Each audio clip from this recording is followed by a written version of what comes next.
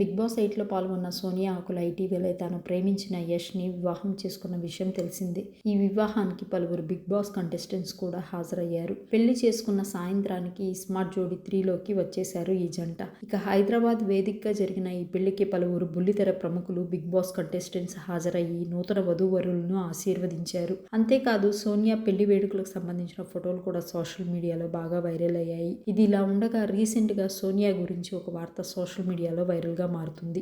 అదేంటంటే సోనియా కోసమే ఆమె భర్త తన మొదటి భార్యకు విడాకులు ఇచ్చారనే వార్త ఇప్పుడు సంచలనానికి తెరలేపింది. దీంతో పెద్ద ఎత్తున విమర్శలు రావడంతో ఈ విషయంపై భార్యాభర్తలిద్దరూ కూడా స్పందించారు. తాజాగా సోనియా భర్త యష్ మాట్లాడుతూ, ఈ విడాకుల గురించి నేనేమీ మాట్లాడను, ఎందుకంటే సోనియా కోసమే నా మొదటి భార్యకు విడాకులు ఇచ్చాను అన్న దానిలో నిజం లేదు.